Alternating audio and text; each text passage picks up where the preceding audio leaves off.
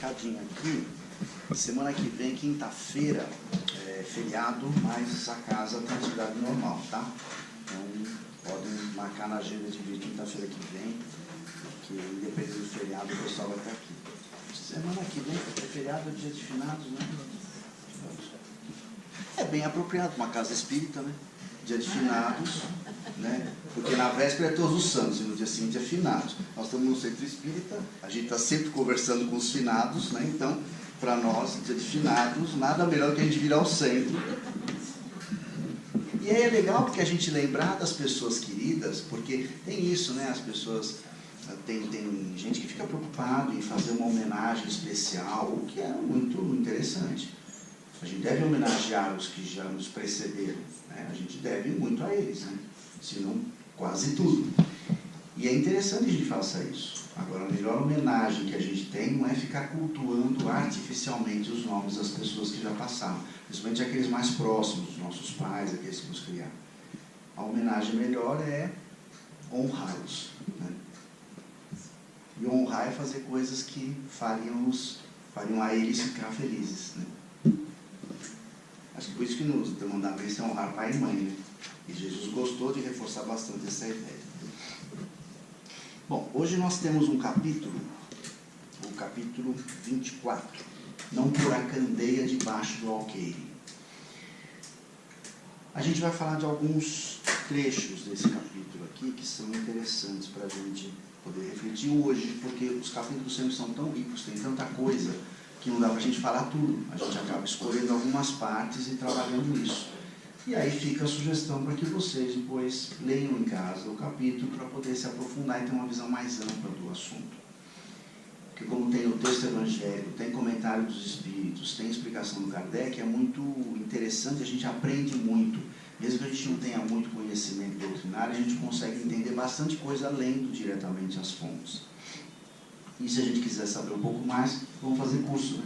A gente entra nos cursos, no curso a gente tem como trocar figurinha com os outros, aí a gente amplia o nosso entendimento. A ideia de fazer curso é justamente esse, né? Para a gente poder conversar mais, e nessas conversas a gente discute, a gente debate mais e a gente dessa forma aprende melhor. Coisa que não dá para fazer numa palestra como essa, que é uma coisa meio unilateral, a gente fala e vocês escutam, né? Então é uma coisa meio que não dá para interagir por causa do tempo, mas no curso é viável isso. E essa parábola, esse capítulo é interessante porque ele coloca, cada capítulo tem a sua particularidade interessante. Agora esse aqui, não por a candeia debaixo do alqueire, é uma situação, é um ensinamento de Jesus, em que ele fala que você deve colocar a candeia acima do alqueire. Vamos ver só um pedacinho aqui do primeiro trechinho. Está em Mateus. Nem os que acendem uma luzerna a metem debaixo do alqueire, mas põem-na sobre o candeeiro, a fim de que ela dê luz a todos que estão na casa. É uma expressão bastante, é um ensinamento bastante simples e objetivo. Porque candeia seria uma lamparina. O candeeiro é o aparelho que você apoia a candeia. Alqueire é um tipo de um vaso, que era uma coisa que se usava para medida de grãos, medida de cereais. Tipo de um vaso que era uma unidade, servia para isso. A gente usa alqueire hoje em dia muito como uma unidade de medida plana, né, de terreno. São Paulo, Minas é maior que o nosso, São Paulo é um tanto, isso é uma medida plana. O alqueire pode ser uma medida de volume. Então esse alqueire aqui é uma medida de volume, tipo um vaso. Então quando Jesus fala, você não pega uma candeia e bota embaixo do candeeiro, você põe em cima para que possa iluminar todas as pessoas. É óbvio, né? Você não vai pegar uma lâmpada e enfiar, não vai acender uma lâmpada aqui embaixo. A não ser que seja para fazer uma luzinha sutil, na hora da prece, uma coisa mais agradável. Se for para iluminar, tem que ser no alto. Quanto mais no alto, mais você ilumina. E óbvio que Jesus não quis ser óbvio. Ele quis ser simples. Como ele foi numa série de ensinamentos dele, uma série de parábolas, uma série de momentos da sua vida pública. Ele quis dizer uma coisa muito elementar. A luz você põe para que ilumine. Ou seja, o conhecimento você coloca para que as pessoas tenham acesso. Então ele está dando uma dica para a gente. O conhecimento que a gente tem não é para guardar. Para que serve você ter um conhecimento enorme se você não compartilhar? Compartilhar conhecimento não significa querer se mostrar por conta do seu conhecimento. Então, tipo, aqui eu venho fazer uma palestra e começo a usar um monte de expressão em latim, bonitas, que impressionam para poder falar para vocês. Aí vocês saem daqui e falam, nossa, aquele cara fala tão bonito, né? Fala um monte de coisa em latim. Ninguém entendeu nada, mas tudo bem, foi muito legal. Quer dizer, não adiantou nada, você guarda o conhecimento para si. Se eu quiser usar um conhecimento diferente, uma expressão mais difícil, eu posso até usar a expressão para ilustrar e depois eu traduzo para vocês. Porque a maioria das pessoas não fala latim, inclusive esse que vos fala, tá? Eu só falo algumas frases. Que é bom você falar algumas vezes, não que impressiona, né? Você fala algumas de efeito e impressiona, mas no dia a dia ninguém mais fala latim. Então, você tem um conhecimento para compartilhar. Quando se fala em conhecimento, conhecimento de todos os sentidos. Nas coisas mais corriqueiras do dia a dia, até as coisas mais profundas. E se eu tenho um conhecimento muito profundo sobre um assunto muito importante, eu tenho como compartilhar com os outros? Claro. Você tem que explicar de maneira complexa? Não. Tanto é que se a gente quer explicar um assunto para uma pessoa, você tem que entender muito bem daquele assunto. Um teste é como que você explicar isso para uma criança pequena. Se você vai ver um filme e gosta do filme e quer contar, você conta as ideias principais do filme. Você consegue compartilhar para incentivar a pessoa a assistir e poder tirar suas conclusões. Quando você domina um assunto, você conhece bastante aquele assunto e você passa para frente, não precisa ser necessariamente fazendo discursos, mas na vivência. E aí pode parecer em algum momento que foi incoerência de Jesus. Ele que falava que o conhecimento tinha que ser compartilhado e ele usou parábolas. Então por que Jesus usou tanta parábola para explicar as coisas? Porque tem um sentido. Contar a parábola é contar uma historinha. E quando você conta uma historinha, você se identifica com os personagens e você aprende. Então Jesus, como grande mestre, usou desse artifício, essa situação muito didática. Porque você conta uma história, as pessoas acompanham a história, se interessam pela história. Até hoje todo mundo gosta de ouvir história. Criança gosta de ouvir história, adulto gosta de ouvir história. Quando alguém começa a contar uma história e a pessoa tem um jeito para contar uma história legal, todo mundo presta atenção. Se eu estiver fazendo uma palestra aqui um tempão, vocês estão tudo dormindo já, gente, vou contar uma história. Todo mundo acorda, opa, vamos ouvir a história. Senta aqui lá ver a história. Tinha um programinha infantil que falava isso, senta aqui lá ver a história, porque é isso mesmo. Então Jesus, ele teve momentos que ele foi objetivo. Quando ele conversa com Nicodemos, ele é objetivo falando da reencarnação. Se nem todo mundo entendeu como sendo reencarnação como nós entendemos, nos parece que ele foi muito claro com Nicodemos, que para você poder ganhar o reino dos céus, você evoluir, teria que nascer de novo. Então ele explicou dentro das condições que aquela pessoa naquele momento tinha para entender e que a gente pôde entender porque os textos foram trazidos para nós ao longo do tempo. Então Jesus teve momentos que ele ensinou, olha, façam assim, faça assado, é melhor desse jeito, é melhor de outro jeito. Mas muitas vezes ele contou histórias, contou parábolas. Porque contando a parábola você aprende de um jeito muito agradável. Quando ele conta a parábola do bom samaritano, por exemplo, ele está fazendo a gente quebrar as questões de preconceito da gente. Né? Quem que é o mocinho da história da parábola? A parábola do bom samaritano, lembra dela? Qual que é? Aquela que estava indo o cara viajando, foi assaltado e largaram ele tudo estrupiado lá no canto. Roubaram tudo e largaram ele lá. Aí vem um cara em seguida, olha, e vai embora. Era um sacerdote. Aí vem outro, passa, era um levita, que era meio um sacerdote. Também passa de largo e vai embora. Aí passa um samaritano. O samaritano passa, para lá, cuida da pessoa, leva para uma estalagem, dá uma grana para o estalajadeiro, deixa tudo preparado e vai embora. E diz que na volta ele passava lá para pagar mais alguma coisa se aumentasse a despesa fosse maior. Então quem foi o mocinho, quem foi o legal da história? O samaritano. O sacerdote e o levita, que seriam pessoas que teriam, entre aspas, obrigação de ajudar, porque eram pessoas ligadas à religiosidade, à religião, passaram de largo. Tipo, não me comprometa. Quem parou, quem se comprometeu, quem que perdeu tempo, quem que gastou tempo e gastou dinheiro, foi o samaritano. E quem era o samaritano naquela época? Porque Jesus, quando viveu entre nós, ele foi um homem do tempo dele. Ele não falava coisas que estavam numa outra dimensão, ele falava coisas que no dia a dia. Por isso que ele foi chamado de mestre. Ele é ainda, mas naquele momento, publicamente, ele foi um grande mestre. Ele usava oportunidades todas que apareciam para ele para poder ensinar. Então, quando ele põe o personagem principal, o samaritano, e naquela época o samaritano era considerado um cara meia boca, e ele põe o samaritano como personagem principal, e como o cara legal, o que era politicamente correto, né? Ele está ensinando uma coisa. Porque vamos imaginar a gente naquela época, estou lá ouvindo Jesus falando. E a parábola, eu estou comentando a história. Então era assim, de um cara, e quem parou para ajudar foi um samaritano. Aí eu fico ouvindo e falo assim, o quê? Samaritano? O samaritano parou para ajudar? Que coisa esquisita. Aí ele escuta até o fim da história, ele vê, nossa, o samaritano é um cara legal. Poxa, então nem todo samaritano é ruim. Eu não gosto de samaritano, mas esse era legal. O que Jesus fez? Ensinou falou contra o preconceito, né?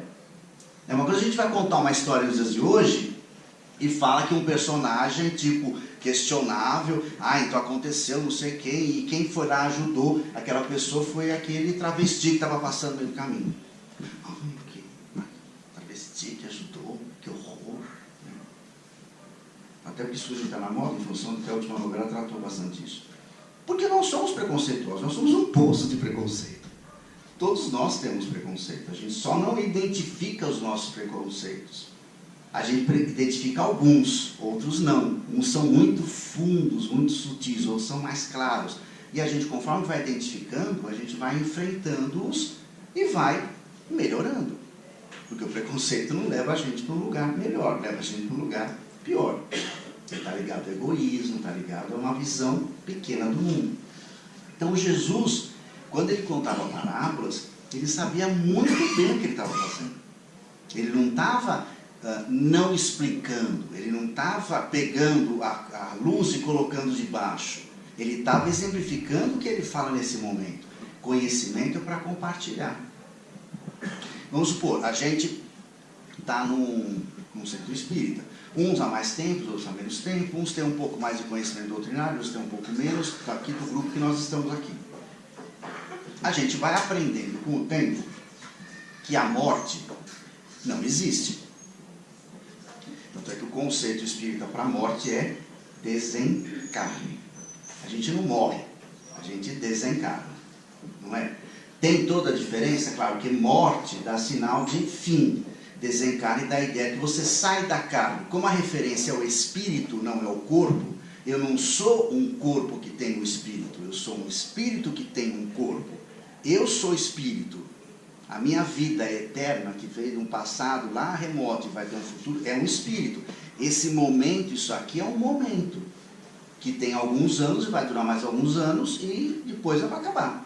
E a gente desencarna. Conforme a gente vai estudando cada vez mais a questão do desencarne, ouvindo comunicação, a gente não escuta a comunicação no trabalho? Algum companheiro espiritual vem e se manifesta e vem falar alguma coisa, ou contar uma situação, ou dar um testemunho de alguma coisa que ele passou, ou ele vem ilustrar algo relacionado a um tema interessante ou relacionado ao tema da noite. Então é um companheiro espiritual, um espírito que vem se manifestar. A gente sabe que a gente não morre.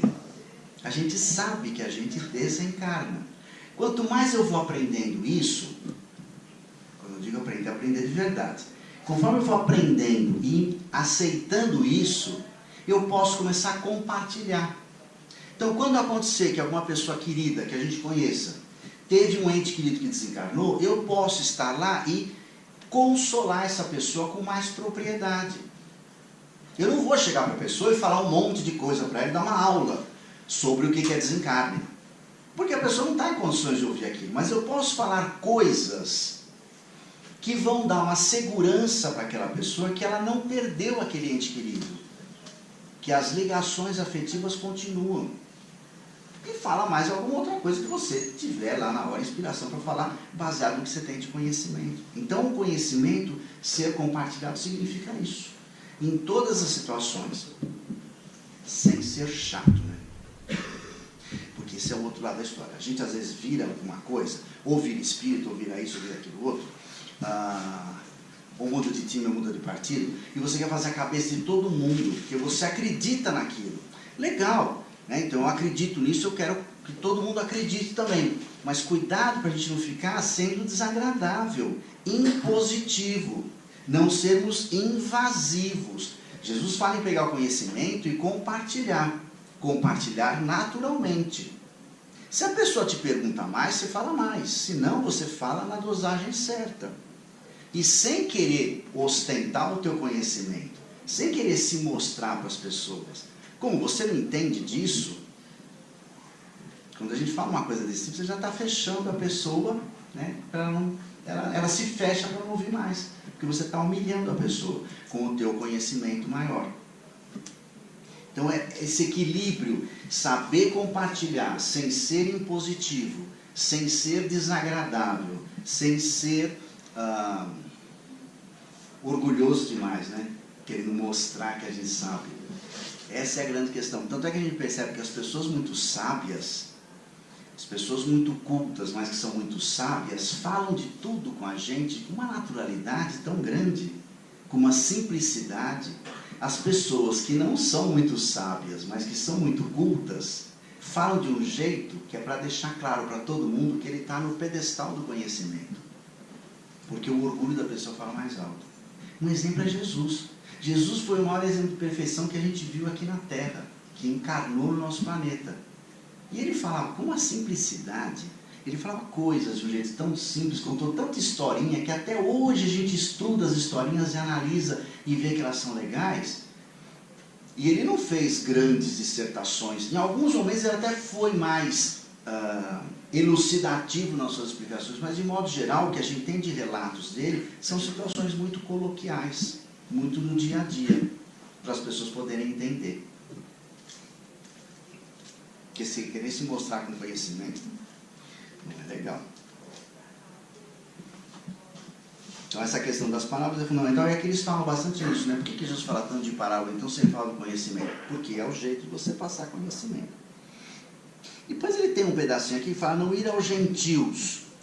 Quando eu estava preparando esse capítulo aqui, eu estava pensando, não ir aos gentios, porque Jesus fala para os discípulos, olha, vocês não vão aos gentios. Os gentios seriam aqueles que não eram judeus, né? Então tinha os judeus, que acreditavam num Deus único, Jesus era judeu, viveu entre os judeus, e tinha os gentios, que não eram judeus. Então Jesus falou assim, olha, vocês não vão falar com os gentios, fiquem primeiro com os filhos de Israel, conversa com o pessoal, preguem aqui. Em outros momentos, Jesus falou que tinha que compartilhar o conhecimento com todo mundo. De novo, pode parecer uma incoerência, né? Mas se ele falou para compartilhar, por que não posso falar com o gentio? Porque num contexto específico, Jesus estava querendo dizer o quê? Olha, priorizem para os seus discípulos conversar com os judeus, que já têm uma ideia de um Deus único mais forte. Então só precisa colocar mais a ideia desse Deus único de amor.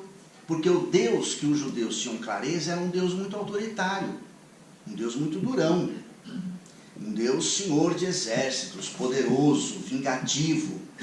É isso que a gente vê. Se você pega o Velho Testamento, tem vários trechos quando falam de Deus, atitudes de Deus, que não é que Deus era assim, é que as pessoas viam Deus desse jeito. O Deus do Velho Testamento é um Deus muito severo. E Jesus não, ele traz uma ideia de um Deus pai, um Deus de amor. Então ele fala, ó, primeiro conversem com os judeus, façam as pregações com os judeus, que já entendem Deus como sendo um só. É só você pegar e colocar um a mais. Olha, esse Deus é um Deus bom, um Deus de amor, é um Deus pai, não um Deus senhor severo, um Deus que cuida. Muitas parábolas de Jesus, ele fala, o reino dos céus é como, né, e conta uma historinha que tem um personagem lá que representaria o papel de Deus na história, para a gente se identificar. Então, nesse sentido, ele quando está falando não ir aos gentios, é por isso. Não é que ele está incentivando a gente a ser sectário. Ser sectário é você se fechar. Então, nós espíritas temos amizade só com os espíritas. Aí as amizades mais sinceras são entre os espíritas. Não necessariamente. Muitos de nós são amigos espíritas. Muitas amizades podem ser muito sinceras entre espíritas. Você pode ter amigos com pessoas de outras denominações religiosas e são amizades sinceras. E você pode ter amizades com pessoas que são ateus, budistas, umbandistas, do candomblé, não importa, muçulmano, xiita, sunita, judeu, não importa. Porque não é porque o do rótulo religioso da pessoa que a pessoa é melhor ou pior. As pessoas são boas ou não são boas pela sua essência. Então Jesus, ele não está falando assim, então vamos nos fechar só entre nós judeus. Não, vamos primeiro discutir umas coisas aqui, mas vamos falando com o tempo para todo mundo, que todo mundo tem condições de entender. Porque o coração das pessoas, independente das suas orientações ou dominações religiosas, estão preparadas para poder se abrir mais ou menos. Que Jesus tenha isso, né? A gente às vezes, por equívocos do entendimento de Jesus, os grupos religiosos se criaram em torno do Cristo depois do seu desencarne, ao longo desses 2000 anos de história, deturparam muita coisa de acordo com o seu entendimento. E a gente tem que tomar cuidado para não fazer essas deturpações também ainda. Jesus muito avançado para a época dele, muito avançado para a nossa época ainda, uns anos-luz de distância. Então as visões que Jesus colocava são visões extremamente atuais, 2000 anos depois. E visões de mundo e de relação humana, que se a gente aplicasse, pegasse alguns, não digo todos, alguns ensinamentos de Jesus, e colocasse assim como meta, escrever num papel, colocar atrás da porta do quarto da gente, toda noite dar uma olhada, e tentar aplicar algumas delas em algum tempo que a gente estabelecesse um limite, uma só, a gente já perceberia a diferença, uma certa rapidez, porque a gente ia começar a ver o outro como um irmão, e a gente não ia se colocar como superior ao outro. E aí, para concluir, ele fala sobre a coragem da fé. Ele fala mais, outras coisas também, que vocês vão ler depois, mas a coragem da fé, olha que interessante. Todo aquele, pois, que me confessar diante dos homens, também eu confessarei diante de meu Pai, que está nos céus. E o que me negar diante dos homens, também eu negarei diante de meu Pai, que está nos céus. O que significa negar Jesus? É negar, não, eu sigo Jesus. Não, é seguir de verdade. Não é de casca, não é de aparência. A gente não precisa ser hipócrita com Jesus nem com Deus. A gente pode ser hipócrita com todo mundo. Pode tentar enganar as pessoas, mas a gente não engana Jesus, a gente não engana o Criador. Então, a pessoa se confessar diante, você estar compartilhando as ideias, respeitar, fazer o que Jesus falou, é de verdade tentar sentir fazer. E aí a coragem da fé no homem. Para a gente ter a coragem da fé, nós em Deus, em Jesus, mas a fé na humanidade, a fé no outro homem. Porque, ainda mais nos tempos que a gente está, a gente escuta muito essas pessoas, está tudo perdido, olha as pessoas como é que estão, que absurdo, tanta coisa errada. O que a gente queria? Qual que é o planeta que a gente mora? Ou será que a gente acha que está errado? Que a gente era de Júpiter e nasceu aqui sem querer? Esse é o nosso planetinha, é o que tem para hoje, é o que a gente merece, está bom demais, está muito bom. E é o nosso. E a gente também não é tão melhor que tantas outras pessoas. Algumas coisas a gente até já percebeu mais, outras não. Então, para a gente fazer um mundo melhor, cabe eu fazer a minha parte. Eu não vou mudar a humanidade. Está falando de Manaus, né? Por exemplo, então eu não vou salvar a floresta amazônica, porque provavelmente pode ser que nunca na minha vida eu vá para Manaus, que Manaus é longe para Dedéu, né? Então, de repente, eu não vou até lá. Eu vou desencarnar sem ter ido para Manaus. Então, a floresta amazônica, talvez eu não possa fazer nada direto, mas eu posso preservar uma arvorinha que tem na frente da minha casa. Cuidar dela, em vez de cortar e cimentar, porque ela faz sujeira. Vamos cuidar dela. Então, coisas que a gente pode fazer com relação ao ser humano, o outro ser humano que convive com a gente, que está por perto. Acreditar nas pessoas e acreditar na gente. Ter fé em nós mesmos. Que a gente pode fazer um mundo melhor à minha volta. Começando por mim. Começando com o meu pensamento. Encontrei com uma pessoa hoje que me falou que se prontificou a não reclamar. E ela está há um tempo não reclamando. E eu vou estar sendo muito interessante essa experiência. Eu falei, nossa, que legal, porque é bem isso, a gente reclama de tudo. Absolutamente de tudo. Então, se a gente parar, a gente mora em São Paulo.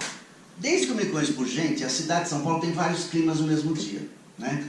Antigamente era assim, desde a época dos primeiros jesuítas que chegaram aqui, desde os índios que estavam aqui, São Paulo sempre foi assim, chovia, inundava, fazia frio, porque faz parte da temperatura do local. E deve ter dado uma piorada no seu, melhorada no seu, por conta das poluições e com o passar. Mas essa estabilidade faz parte. A gente mora aqui e reclama todo dia, porque está frio, porque está quente, assim. E a gente reclama, então a gente virou um hábito. E aí, coragem da fé. Não é então a coragem da fé em Jesus, o nosso Senhor. Não, vamos colocar isso para o meu dia a dia. Vamos tentar mudar eu, nas minhas pequenas coisas, da minha possibilidade, da minha limitação. Ter coragem, ter fé, coragem baseada na fé, na humanidade. Se eu tenho fé na humanidade, eu acredito que Deus é Pai, Ele gosta de nós, Ele cuida de nós. Então eu posso ter fé no gênero humano, nas outras pessoas da humanidade. Confiar que as pessoas podem melhorar e confiar que eu posso melhorar e que eu posso fazer a minha parte naquele ambiente que eu estou vivendo, que eu estou convivendo. Isso vai fazer muita diferença. A gente não vai mudar a humanidade, mas a gente vai poder repercutir. É que nem aquela pedrinha que você joga numa lagoa, ela não faz aquelas ondinhas. Tudo que você faz repercute, de negativo também e de positivo. Então vamos fazer repercutir as coisas positivas, né? Eu acho que é mais interessante. Certo?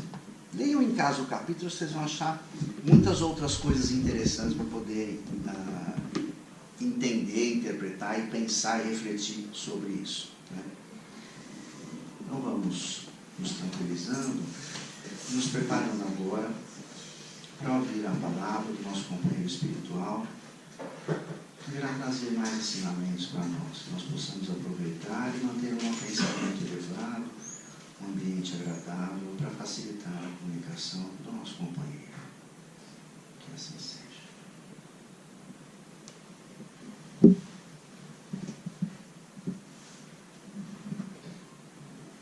Queridos irmãos, boa noite a todos.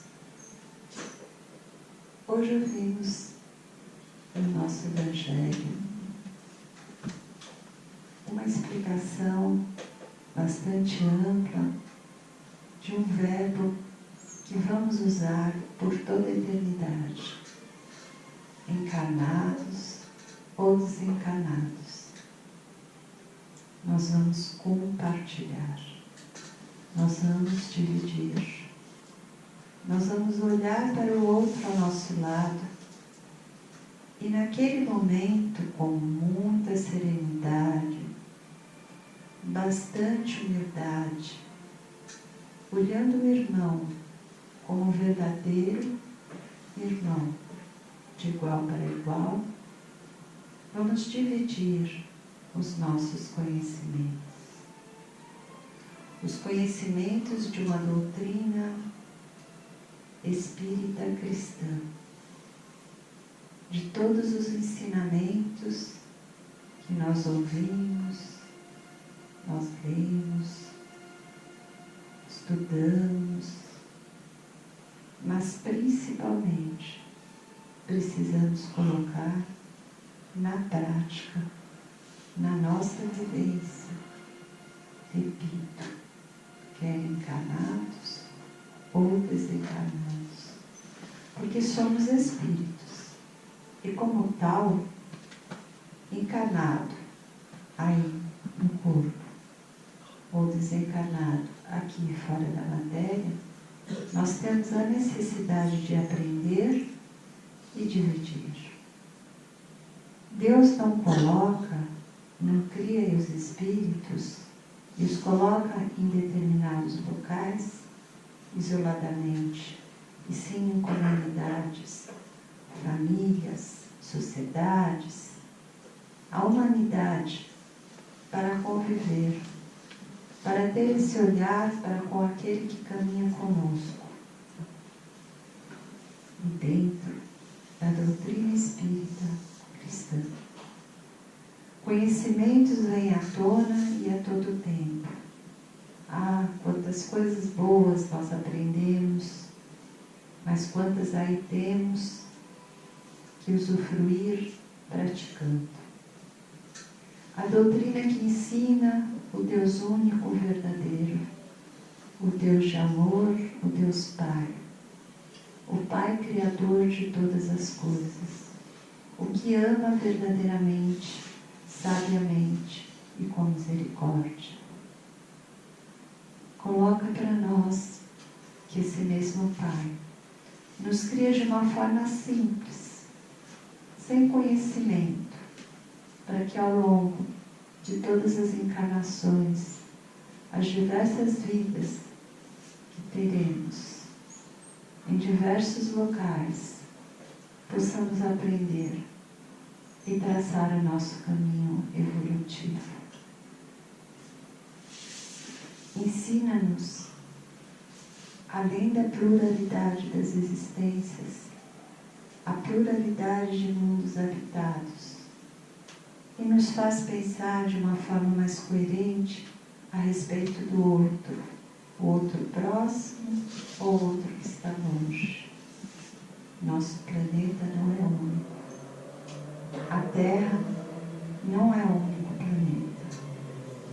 Muitos outros mundos existem e são habitados por irmãos nossos em diferentes estágios evolutivos.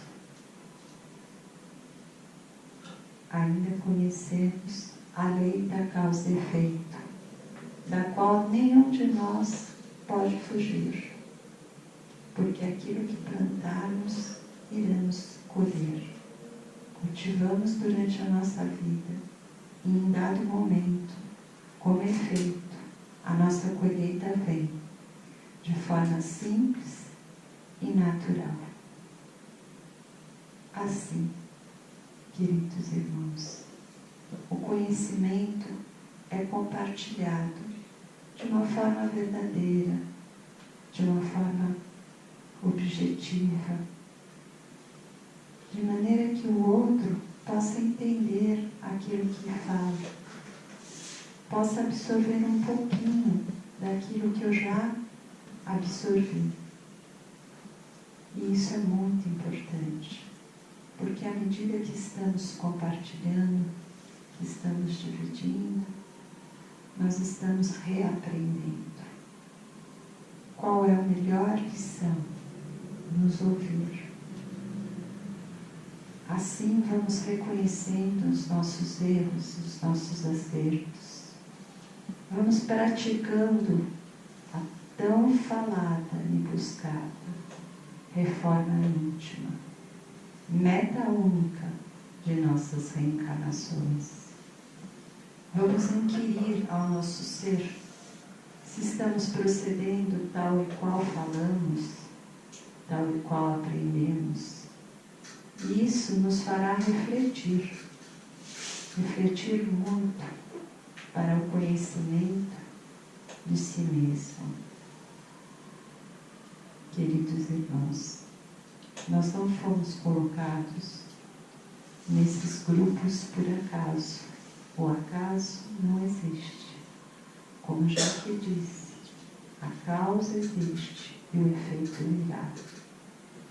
Então vamos perceber com mais clareza, com mais bondade e bastante dignidade aquele outro irmão que se encontra ao nosso lado e que pode nos ouvir. Podemos compartilhar através da nossa presença, não somente através da palavra, mas sim com a simples presença, estar ao lado do outro quando ele mais necessita de um ombro amigo. Dividir com ele através das suas ações aquilo que você sente que ele mais necessita. Assim também estamos espargindo conhecimento. Assim estamos colocando a candeia sobre o alqueire. Estamos colocando a luz no lugar onde deve estar, iluminando a tudo e a todos. E vamos sim, queridos irmãos, pensar um pouco, refletir sobre todos os ensinamentos do Mestre Jesus. E como bem disse o querido amigo, vamos tentar, pelo menos um, colocar em prática e veremos a grande mudança que irá ocorrer em nós mesmos. Assim, queridos, eu agradeço a oportunidade que me foi dada e espero que vocês tenham muitas oportunidades de compartilhar o que hoje pudemos aqui aprender. Que todos fiquem em paz. A paz de Deus